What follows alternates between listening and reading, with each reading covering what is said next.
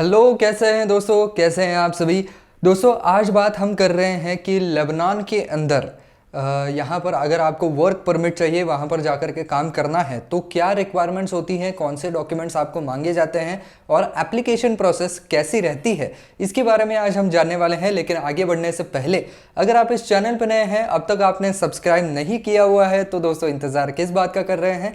ऐसे ही अगर आपको बाहर के देशों में जाकर के काम कैसे करना है, इसके ऊपर इन्फॉर्मेशन चाहिए, तो दोस्तों चैनल को ज़रूर सब्सक्राइब कर दीजिए ताकि आप कोई भी ऐसा वीडियो मिस ना करें। तो चलिए दोस्तों शुरू करते हैं। तो दोस्तों यहाँ पर कौन से तरीके के वीज़ा मिलते हैं, ये जस्ट मैं आपको इन्फॉर्मेशन के तौर पर बता रहा हूँ। तो यहाँ पर आपको सबसे पहले tourism, transit and courtesy visa मिलता है, जिसके अंदर आप वहाँ पर जाने के बाद ही इसको एक्वायर करते हैं और जनरली ये आपको जो है वो 1 महीने तक वैलिड रहता है और बाद में जो है वो आप इसको 2 और महीनों के लिए रिन्यू कर सकते हैं, लेकिन उससे ज़्यादा नहीं कर सकते हैं। यानी कि इन टोटल आप 90 दिन तक रह सकते हैं इस वीज़ा के ऊपर। दूसरा है कलेक्टिव वीज़ा।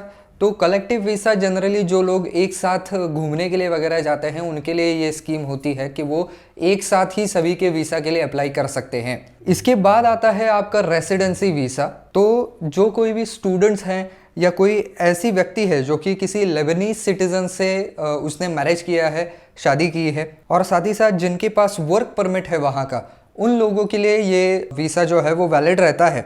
और ये वीज़ा जो है वो आपको 1 साल तक वैलिड रहता है और बाद में आप परमानेंट वीज़ा के लिए अप्लाई कर सकते हैं, जो कि 3 साल के बाद ये आप कर पाएंगे। इसके बाद आता है वर्क वीज़ा। तो ऑब्वियसली ये वर्क वीज़ा जो है वो वहाँ के एम्प्लॉयर की तरफ से आपको स्पॉन्सर किया जाना चाहिए और एक बार उसको वर्क वीज़ा मिल गया उस आदमी को, तो बाद में वो लेबनान की रेसिडेंसी के लिए भी अप्लाई कर सकता है।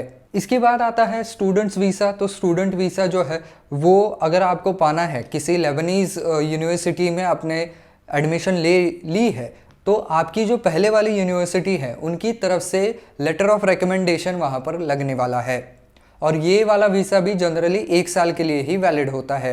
अब बात कर लेते हैं मेन मुद्दे की, यानी कि वर्क परमिट के लिए कौन से डॉक्यूमेंट चाहिए। सबसे अव्वल तो आपका एक वैलिड पासपोर्ट होना चाहिए, जो कि आपके एप्लीकेशन के बाद भी 3 महीने तक वैलिड है। इसके अलावा आपका अपॉइंटमेंट लेटर चाहिए होगा। प्रूफ ऑफ फी पेमेंट, यानी कि इस पूरी प्रोसीजर के लिए आपको फीस पे करनी पड़ती है, तो वो आप कर चुके हैं और उसकी रसीद जो है वो आपको दिखानी पड़ेगी। साथ ही साथ copy of applicants residency cards, यानी कि कौन से रेसिडेंसी कार्ड के ऊपर आप यहाँ पर आए हुए हैं, कौन सा रेसिडेंट वीज़ा आपके पास है, तो वो भी आपको यहाँ पर दिखाना पड़ेगा। 2 पासपोर्ट साइज़ फ़ोटोग्राफ लगेंगे।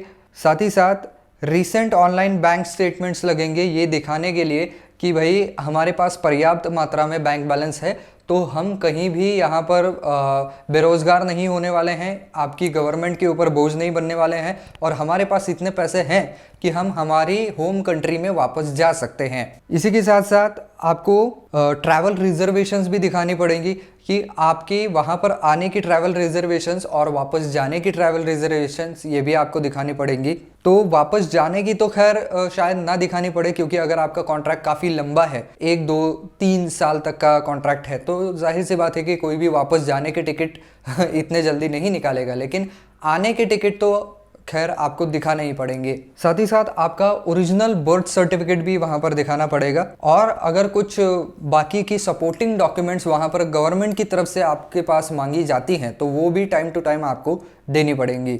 अब बात ये कर लेते हैं कि एप्लीकेशन प्रोसेस कैसी होती है। तो जनरली जो काम करने वाला व्यक्ति है उसको ज़्यादा इसमें ध्यान देने की ज़रूरत नहीं है, क्योंकि पूरा एम्प्लॉयर ही आपको ये वीज़ा स्पॉन्सर करता है, तो आपकी तरफ से ये एप्लीकेशन भी आपका एम्प्लॉयर ही करता है। तो ये एप्लीकेशन जो है वो आपको लेबनीज जनरल सिक्योरिटी में करना पड़ेगा।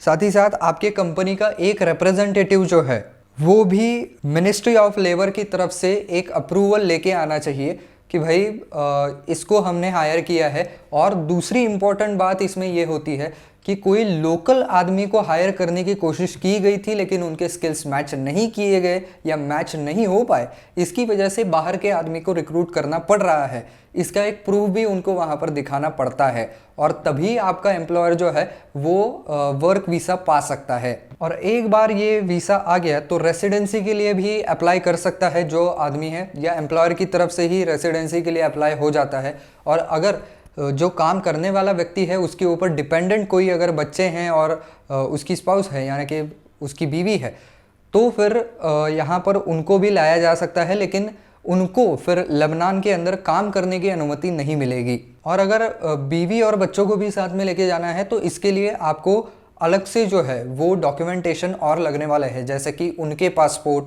उनके फ़ोटोग्राफ्स और बाकी सारी बर्थ सर्टिफिकेट वगैरह, ये सारी चीज़ें। और इसमें दूसरी बात ये भी है कि ये जो रेसिडेंसी है वो एन्युअली ग्रांट की जाती है, यानी कि साल में एक ही बार इसको जो है वो एक्सेप्ट किए जाते हैं इसके लिए एप्लीकेशंस, और फिर जो भी पास होते हैं उनको रेसिडेंसी दे दी जाती है। जनरली जिनके पास वर्क परमिट होता है उनको रेसिडेंसी आसानी से मिल जाती है।